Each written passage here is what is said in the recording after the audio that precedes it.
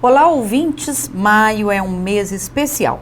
Além de comemorar o Dia do Trabalho, também celebramos a memória da Justiça Trabalhista, que surgiu no Brasil em meio ao processo de constituição da legislação do trabalho e alcançou, no decorrer de sua história, um lugar crucial nas relações sociais. Eu sou Virgínia Castro e, para falar sobre a história da Justiça do Trabalho, o Papo Legal, podcast do TRT Mineiro, recebe hoje o desembargador Milton Vasques Tibal de Almeida. Eu sou Ana Paula, jornalista da Secretaria de Comunicação.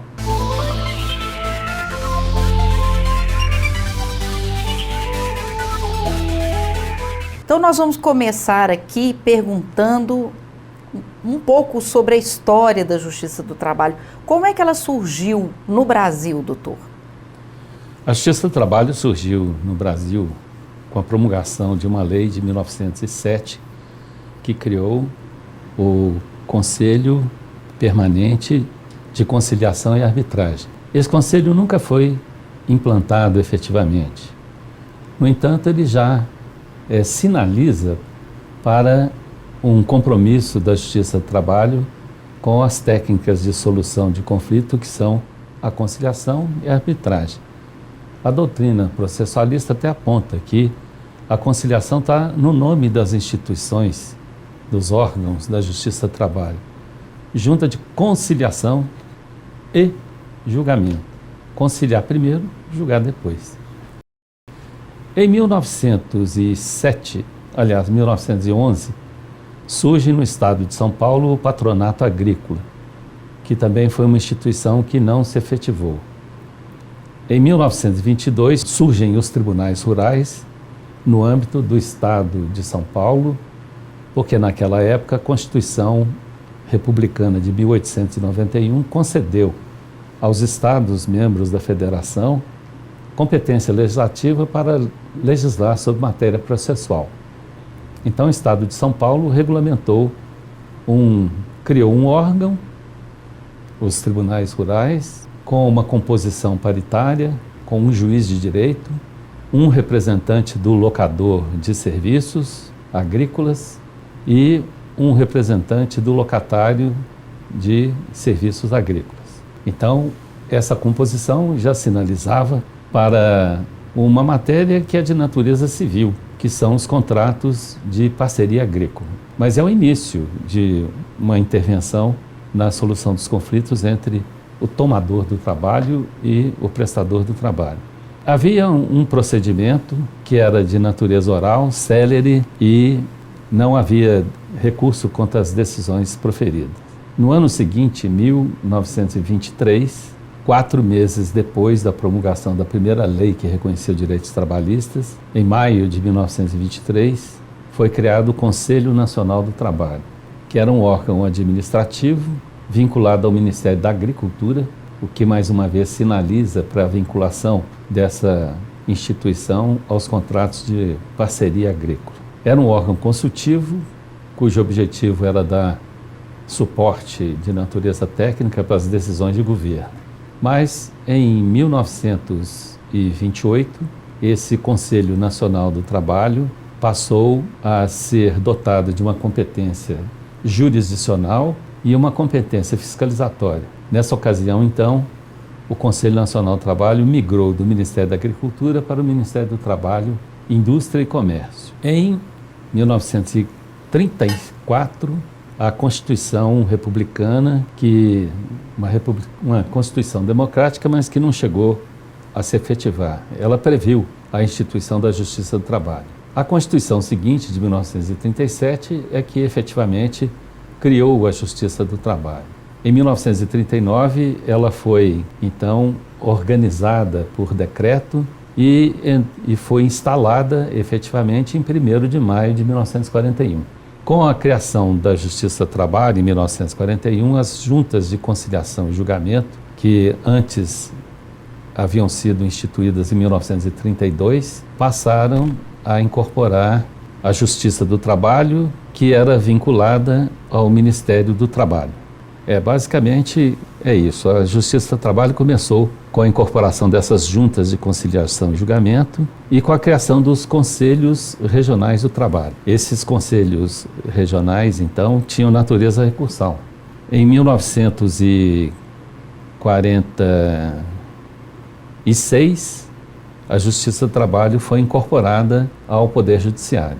E de lá para cá, ela praticamente ela era composta, né, pelo princípio da paridade, com representantes de trabalhadores e de empregadores, chamados vogais, um juiz togado, que era o presidente, né, da Junta de Conciliação e Julgamento. No Conselho Regional do Trabalho haviam duas câmaras, né? Aliás, não, no Conselho Nacional do Trabalho é que havia uma Câmara Trabalhista e uma Câmara Previdenciária. Então foi em 1946 que efetivamente a Justiça do Trabalho passa a integrar o Poder Judiciário.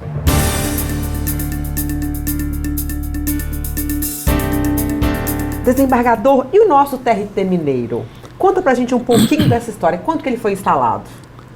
As juntas de conciliação e julgamento foram criadas em 1932 e tinha uma composição em que havia um presidente, que era um bacharel em direito, e 4 vogais, dentre os quais 2 eram vogais desvinculados de qualquer representação de trabalhadores.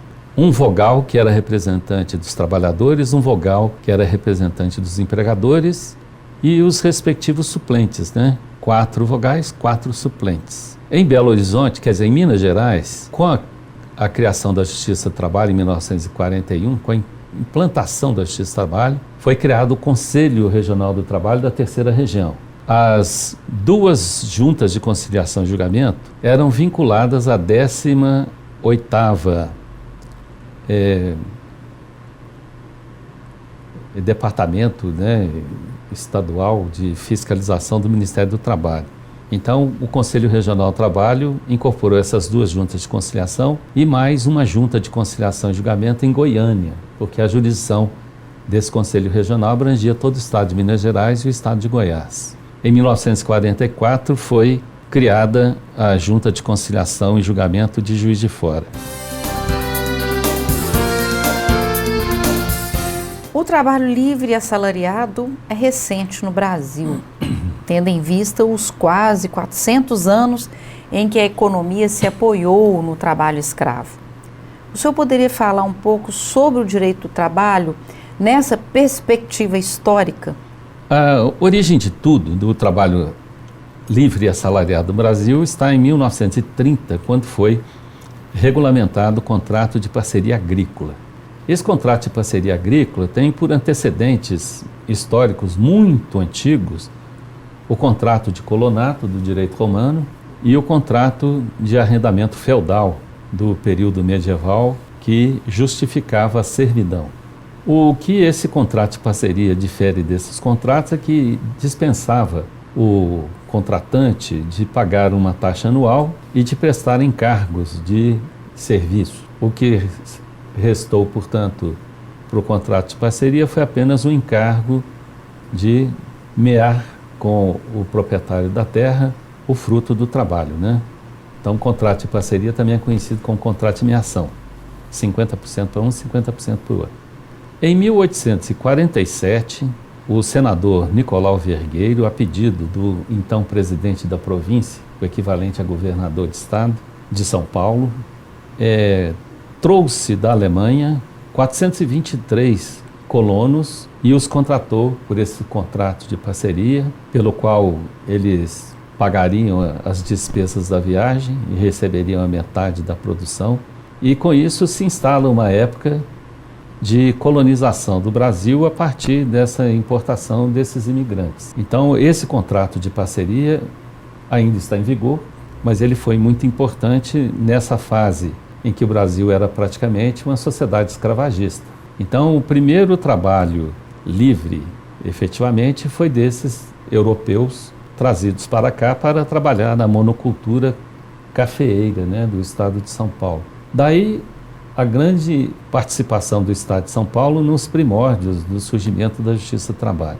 Em 13 de maio de 1888, a Lei Áurea aboliu a escravatura e criou um grande problema social. No dia 14 de maio de 1888, o Brasil acordou com milhões de ex-escravos. Alguns poucos continuaram trabalhando para os seus ex-proprietários, mas um outro tanto ou fugiu das fazendas ou até mesmo assassinaram os antigos fazendeiros por vingança, né? E isso trouxe um problema social muito grande, que seria um problema social tão grande quanto aquele gerado pela Revolução Industrial Inglesa. Mas no ano seguinte, em 1889, a lei do orçamento do Império previu a criação de 3 caixas de socorro para os trabalhadores da imprensa régia, das ferrovias e dos Correios e Telégrafos. Eram 3 atividades nas quais o poder público tinha uma participação muito grande e resolveu então absorver essa mão de obra escrava que não tinha qualificação profissional, era mão de obra não qualificada, nessas atividades, o que enxugou o mercado de trabalho. Então essa mão de obra que ficaria ociosa foi absorvida pelo serviço público. A doutrina trabalhista afirma que os contratos de parceria não eram capazes de absorver a mão de obra escrava justamente por falta de qualificação profissional. E havia também uma desconfiança muito grande dos fazendeiros, né, na contratação desses ex-escravos. Então o serviço público os absorveu. A doutrina revela que, ou registra, né, que nos 3 primeiros anos essas caixas de socorros funcionaram muito bem. Depois disso não se tem mais notícia. O que se supõe que eles tenham sido absorvidos pela atividade agrícola ou ficaram aí num trabalho informal, porque não havia nenhuma lei trabalhista. A legislação trabalhista só surgiu bem mais adiante, em 1923. No início do século, em 1903, começaram a surgir os sindicatos rurais, em 1907 os sindicatos urbanos, e na negociação coletiva propiciada por esses sindicatos, começam a surgir as primeiras convenções coletivas de trabalho e, portanto, a negociação coletiva antecedeu a legislação trabalhista. Oficialmente, a primeira norma trabalhista promulgada no Brasil é a Lei Eloy Chaves, de 1923. Ela é uma lei mista de matéria trabalhista e de matéria previdenciária. E daí em diante, a legislação trabalhista começa então a regulamentar casuisticamente os problemas que vão aparecendo aqui e acolá. E quando a legislação trabalhista já estava bastante densa, houve uma consolidação, que é justamente a nossa CLT, né? O decreto 5.452, de 1º de maio de 1943. Desembargador, gostaríamos que o senhor fizesse um breve panorama do surgimento da CLT, né, que o senhor acabou de citar, e as transformações ocorridas nessa legislação para acompanhar as mudanças no mundo do trabalho. Esse é um setor assim, bastante técnico, né? Uma espécie assim, de espinha dorsal da doutrina trabalhista. A legislação trabalhista começou na Europa de forma empírica e casuística para regulamentar as questões que iam aparecendo cotidianamente. Então, a legislação ouvrière, legislação obreira, né, do direito europeu, veio para o Brasil com o surgimento, né, dessa nova classe operária, porque em meados do século XIX, enquanto a Revolução Industrial estava acontecendo na Inglaterra, nós não tínhamos empregados, só tínhamos escravos. De repente, o Brasil passa a importar um modelo de desenvolvimento industrial e, com ele, os seus efeitos colaterais, né? E, portanto, passa a importar também uma legislação trabalhista. Até certo ponto, essa importação gerou alguns inconvenientes na CLT, porque o legislador importou normas para regulamentar uma fase histórica pela qual a Europa passou e nós não passamos, que é a chamada fase da previdência coletiva, a fase das mutualidades patronais que efetivamente deram origem à regulamentação europeia.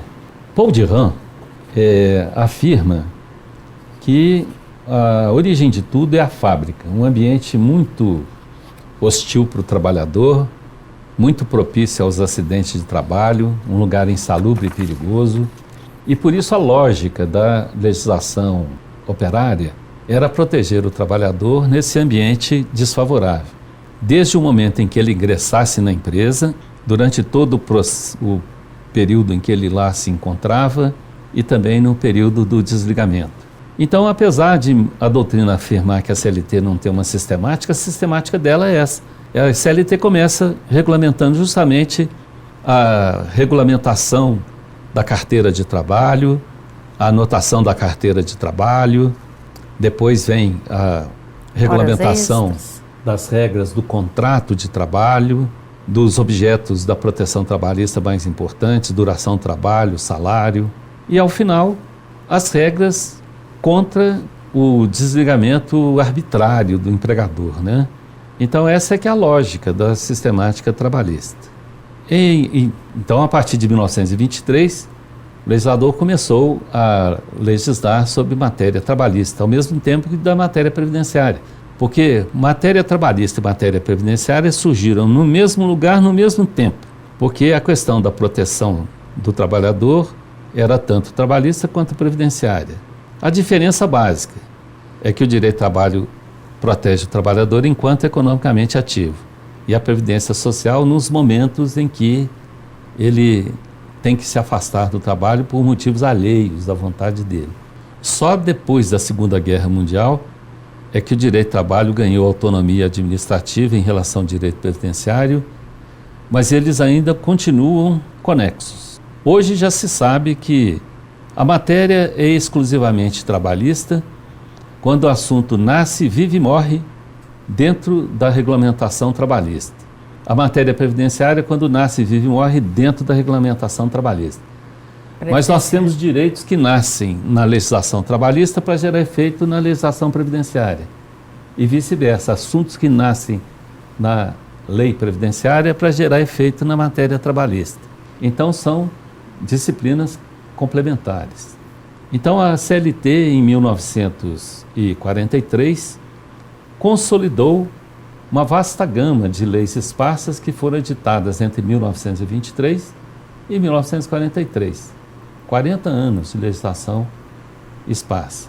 A partir daí, até a Constituição de 1988, a CLT foi incorporando instituições novas e modificando algumas existentes. Por exemplo, as férias passaram de 20 dias para 30 dias. O Fundo de Garantia passou a concorrer com o regime de indenização do sistema seletista. O trabalhador doméstico, cuja profissão foi regulamentada em 1953 por uma lei civil de contrato de parceria, ou melhor, de contrato de prestação de serviços domésticos, foi reconhecido como profissão pela Constituição de 1967, que estendeu alguns direitos trabalhistas para o trabalhador doméstico e continua assim até hoje na sistemática da Constituição de 88. O trabalhador rural passou a ter um regime próprio de trabalho, que era o regime do Estatuto do Trabalhador Rural, o ETR, promulgado em 1961.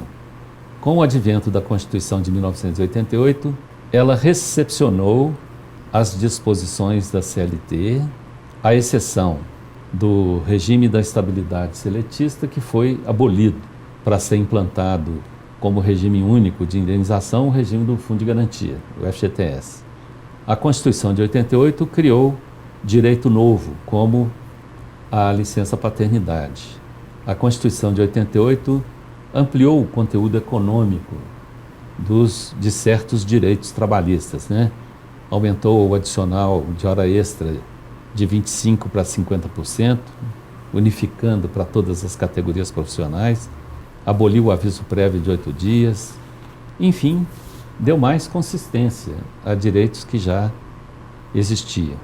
De 1988 até 2017, com o advento da reforma trabalhista, entre 1988 e 2017, alguns institutos novos foram incorporados. A exemplo do regime de trabalho em tempo parcial, o contrato de trabalho provisório, que é de 1998, e basicamente são essas as observações. Com o advento da lei da reforma trabalhista, a lei 13.467 de 2017,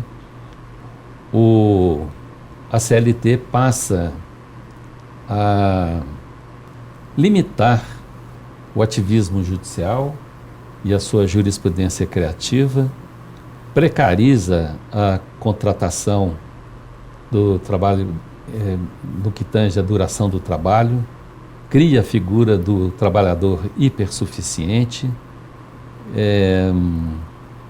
consolida a instituição do sistema de remuneração compensatória, aquele reconhecidamente pobre que não tem condição de negociar com o empregador de igual para igual. A doutrina trabalhista até criou um slogan, né?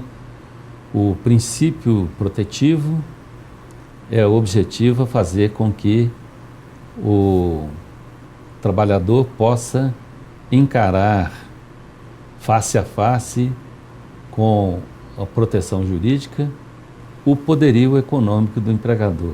Eu sempre digo para os meus alunos que quando o empregado é altamente subordinado, não tem condição de negociar nada, o seu centro de tomada de poder, o cérebro, desce para o bucho. E, portanto, é papel do direito do trabalho resgatar esse órgão deliberativo para cima da linha dos ombros. Daí a importância do Estado e a intervenção no domínio contratual. Porque o direito do trabalho é um intervencionismo do Estado numa matéria eminentemente de origem privada, né, que é o contrato. A reforma trabalhista foi uma reação do patronato contra um excesso de interpretação da legislação trabalhista que andou criando, né, algumas instituições não previstas na legislação, a exemplo das horas itinerantes, da remuneração dos intervalos de trabalho não cumpridos e outras questões, muitas delas ligadas à duração do trabalho. Tanto que a lei da reforma trabalhista, lei 13.467, destaca que as normas de proteção, as normas de duração do trabalho não dizem respeito à proteção da saúde do trabalhador. Porque toda a jurisprudência do Tribunal Superior do Trabalho estava fundamentada nessa premissa da violação da saúde do trabalhador. Tanto que o Tribunal Superior anteriormente dizia que a mera infração do intervalo para a duração do trabalho era matéria meramente administrativa. Depois mudou de ideia e passou então a impor a indenização. Os empregadores afirmavam que, como não havia nenhuma previsão legal, isso era custo para as empresas, custo não previsto. Então, a reforma trabalhista veio tentar equilibrar isso e sob o slogan de que o negociado deve prevalecer sobre o legislado. E, na essência, não foi isso que aconteceu, porque o artigo 611-A da CLT permite 15 modificações de disposições da lei, mas o artigo seguinte, o 611-B, cria 30 proibições. Então são 15 autorizações contra 30 proibições e o legislado continua a prevalecer sobre o negociado.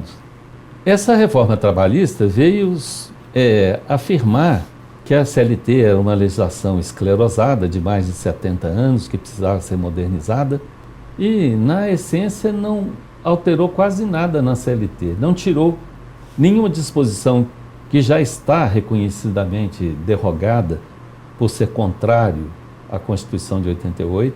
Dizem que se nós extirparmos essas normas já derrogadas pela contrariedade à lei ou pelo desuso, a CLT seria desidratada para torno de 350 artigos.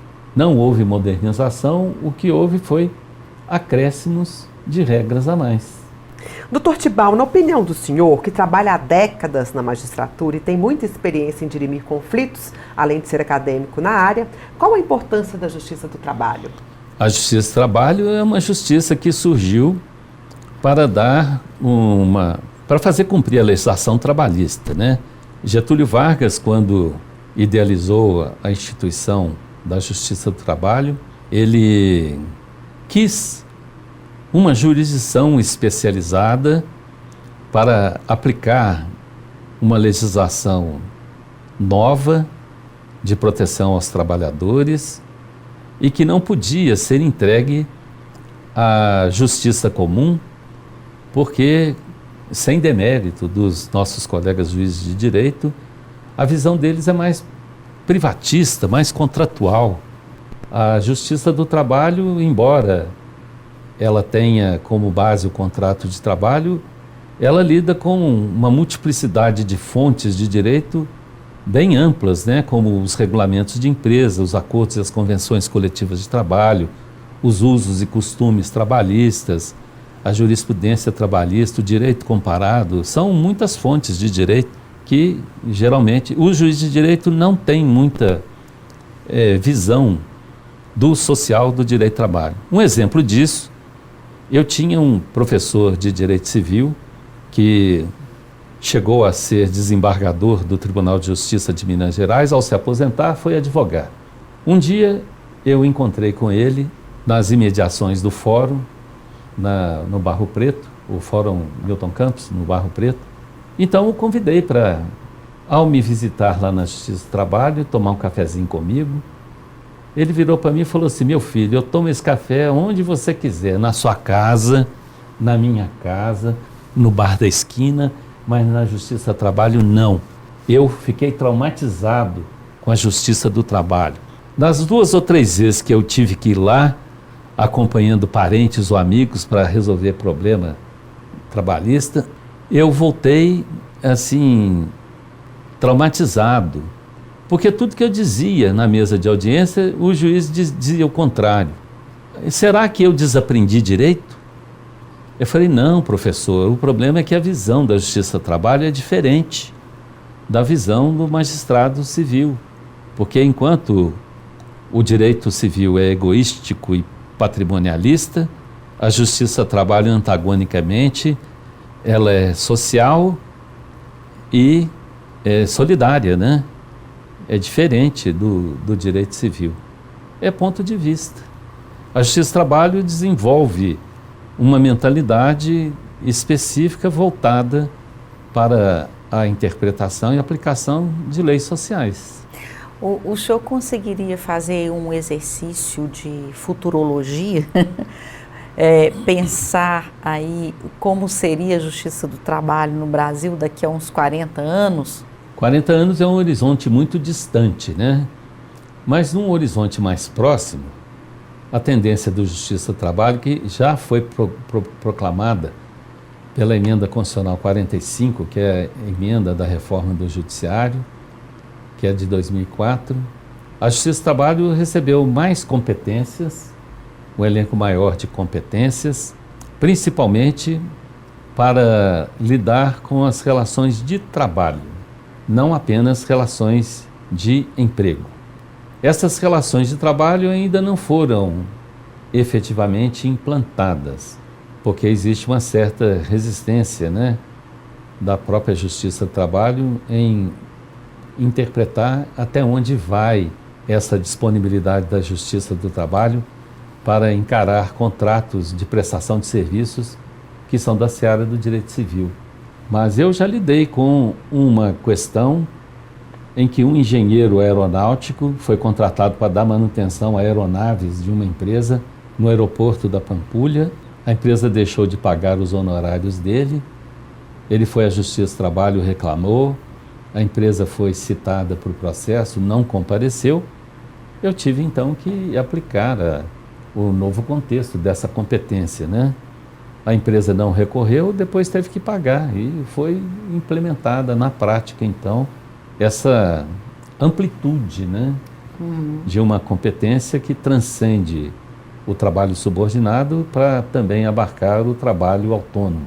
Então essa é uma tendência. Se ainda não se efetivou até agora, a perspectiva é que se efetive num futuro médio, né? No médio prazo. Houve uma época, na década de 1970, e Mozart Vitor Russomano registra em doutrina que havia uma tendência na Europa de extinção dos contratos de trabalho por prazo determinado para se aplicar apenas o contrato de prazo indeterminado. Porém, com a crise da empregabilidade, esses contratos passaram a ser vistos como uma tábua de salvação numa época de crise, e por isso o legislador europeu desistiu de extinguir esses contratos e até criou contratos novos. E a legislação brasileira acompanhou essa tendência da criação desses contratos de prazo determinado. A nova provocação que o direito do trabalho está experimentando é desse trabalho intermediado pelas plataformas digitais, né? O trabalho disruptivo, né? São as tecnologias disruptivas ou a subordinação, tem uma palavra própria para isso. Então, ainda não se sabe até onde vai essa questão de uma subordinação existente entre o prestador do trabalho, o tomador do trabalho. Há uma resistência muito grande, cada um enfoca a coisa de um ângulo diferente. Há quem veja o problema pelo prisma da pizza, o outro pelo prisma da motocicleta, o outro pela figura do motoboy e apenas alguns pelo ângulo da empresa que contrata o motoboy. Então está faltando uma visão sistêmica que encare todos os requisitos da configuração de uma relação de emprego dentro de um discurso que é mais técnico, né? De técnica jurídica, de uma técnica jurídica trabalhista. Principalmente o elemento mais importante, que é a subordinação. A grande maioria entende que não há subordinação porque o trabalhador teria a liberdade de iniciar e terminar o trabalho no momento que quisesse. Eu vejo a coisa de um ângulo diferente, porque o trabalhador externo, que trabalha viajando longe dos olhos do empregador, sem marcar ponto, sem ser fiscalizado, não deixa de ser empregado. Então ainda é necessário alguma discussão, alguma maturidade na jurisprudência para dar um veredito final sobre essa questão, né? Se existe ou não essa relação jurídica de emprego. Eu acredito que em alguns casos exista, em outros não. Isso tem que ser analisado casuisticamente, né? Caso a caso. Com as novas tecnologias e até com o evento da Covid, né? Em que o mundo teve que trabalhar, né, de forma remota, né? Muitas áreas foram para o teletrabalho. Isso vai realmente ter um impacto muito grande daqui para frente, né? O teletrabalho praticamente já está instituído, né, em várias empresas, instituições, né, doutor? E hoje eu ouvi uma pessoa falando que na verdade não há home office, há anywhere office, ou seja, você trabalha de qualquer lugar, né? Não é nem mais a casa, né? Você pode estar trabalhando na rua, né, andando, fazendo alguma coisa, e é verdade, porque as novas tecnologias permitem isso, né? Isso é um grande desafio, né, doutor, para a Justiça do Trabalho, para os operadores do direito, né? O mundo muda e as instituições têm que mudar com essas mudanças sociais e econômicas, né? A Justiça do Trabalho certamente está capacitada para acompanhar essas mudanças. Mas eu me lembro de um grande sociólogo argentino, Alfredo Roprest, que diz que primeiro mudam as estruturas econômicas, depois mudam as estruturas sociais e só por último mudam as estruturas jurídicas. A mudança das estruturas econômicas é muito rápida, a velocidade das mudanças sociais é média e a mudança nas estruturas jurídicas é muito lenta. O direito é sempre o último a chegar na cena do crime. Isso é uma grande verdade. E a justiça do trabalho também, né? Porque as mudanças são muito velozes, né? O que se passa dentro da empresa é veloz, né? As relações entre patrão e empregado. Portanto, só chegam perante o conhecimento da justiça do trabalho quando há um conflito insolucionável entre eles, né? E eu me lembro, eu era juiz de primeira instância, ao concitar as partes a fazer um acordo, eu sempre lembrava: vocês sabem o que aconteceu dentro da empresa. Vocês têm a capacidade de resolver o problema que vocês mesmos criaram. Se vocês não quiserem resolver, o Estado é que vai resolver. Agora, não pensem que o Estado vai dar a melhor solução, porque vocês nunca contam a verdade as inteiras para o juiz. É sempre meia verdade. O trabalhador cria uma história que convém à sua tese jurídica. A empresa monta uma história conveniente à sua defesa. E entre duas histórias, o juiz do trabalho vai ter que, com base na prova, recriar ou remontar uma maquete do que tenha acontecido dentro da empresa, né? Então, a reparação feita pelas próprias partes, mediante a conciliação, é sempre melhor, mais efetiva do que aquela imposta por sentença, né? A justiça do trabalho é um dos pilares da democracia brasileira. Com a progressão do neoliberalismo global e o desmonte da CLT, tem sofrido ameaças e críticas.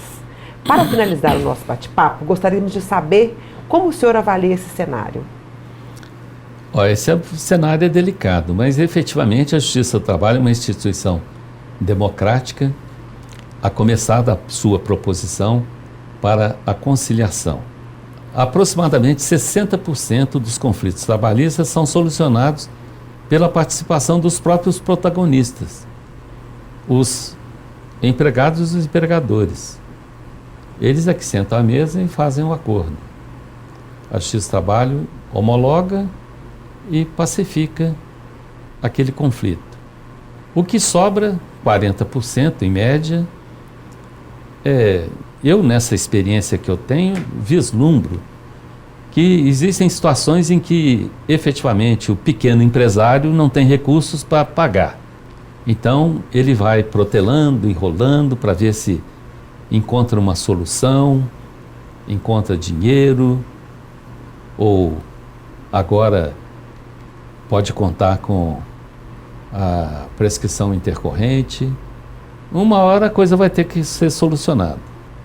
Há muita fraude, né, nas execuções, mas existem outros aspectos em que a Justiça do Trabalho é usada como uma extensão do departamento de pessoal das empresas. Os bancos, por exemplo, os bancos sabem que devem pagar hora extra para os seus empregados e também discriminam salarialmente os seus trabalhadores. Portanto, as condenações contra banco têm como um roteiro comum hora extra e diferenças de equiparação salarial. Eles sabem que vão ser condenados, não fazem acordo nunca. Banco não faz acordo em primeira instância.